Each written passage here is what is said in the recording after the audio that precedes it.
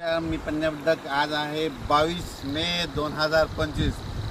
कालच मी रात्री एक व्हिडिओ दाखवला की लाईटवर किडे आले तर मी म्हणलो तो 24 तासात पाऊस पडणार. तर पाहू शकता ही आमची इथली लेंडी नदी. ह्या लेंडी नदीला भरपूर असं पाणी आलंय, पाहू शकता ये बाहेर. आणि आता सकाळचे 5 वाजलेले 5 वाजले पाहू शकता इतकं जोरात पाणी वाहत आहे. आणि राज्यातल्या या ठिकाणी 22 मेपासून परत राज्यातल्या शेतकऱ्याला सांगू इच्छितो की राज्यामध्ये 30 तारखेपर्यंत असाच ओढे नाले नदी वाहणारा पाऊस पडणार आहे म्हणून हा अंदाज लक्षात येतो. मुंबईला देखील मुसळधार पाऊस पडणार आहे म्हणून मुंबईवाल्यांनी सतर्क राहण्याची गरज आहे. राज्यातल्या सर्व शेतकऱ्याला सांगू इच्छितो की राज्यामध्ये पूर्व विदर्भ, पश्चिम विदर्भ, दक्षिण महाराष्ट्र, उत्तर महाराष्ट्र, कोकणपट्टी, खानदेश, मराठवाडा 22 मेपासून ते 30 मेपर्यंत असा नदी ओढे नदी नाले वाहतील असा पाऊस पडणार आहे म्हणून हा अंदाज लक्षात येतो. माझी सर्व शेतकऱ्याला विनंती की विजा कडकडत असताना झाडाखाली थांबू नका. त्याच्यानंतर विजा कडकडत असताना आपले पाळीव प्राणी झाडाखाली बांधू नका, कारण की झाडावर जास्त विजा पडतात म्हणून हे अंदाज लक्षात येतात. नारळाच्या झाडावर देखील वीज पडते म्हणून नारळाच्या झाडाखाली थांबू नका. मोबाईलचं नेट देखील बंद करा.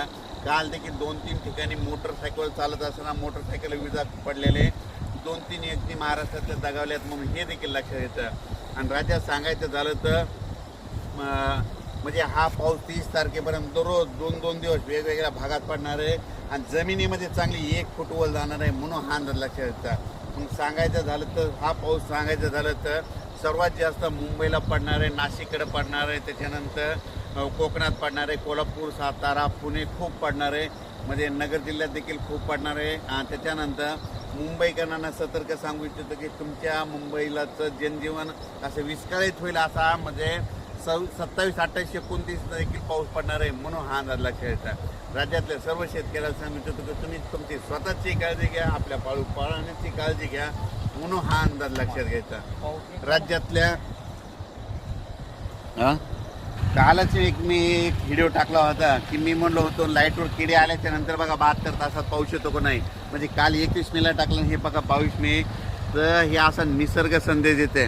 आणि आणखीन एक सगळ्यात महत्त्वाचं सांगतो की 15 मे ते 30 मे दरम्यान ज्या गावात जास्त पाऊस पडला त्या गावात पावसाळ्यात जास्त पाऊस पडतो आणि त्या गावाला झुकत माप राहतं म्हणून हे सगळ्यांनी लक्ष घ्यायचं. हे कोणताच तज्ज्ञ तुम्हाला सांगणार नाही. जर तुम्हाला एक सांगू इच्छितो की आमचं धामणगाव आहे, म्हणजे आमच्या धामणगावला 15 मे ते 30 मे दरम्यान आता असा पाऊस पडला आणि इकडे सेलूला नाही पडला तर येणाऱ्या पावसाळ्यात आमच्या गावाला दररोज पाऊस पडणार पण सेलूवाल्याला सोडून देणार म्हणून हे प्रत्येकाने ही गोष्ट लक्षात घ्यायची.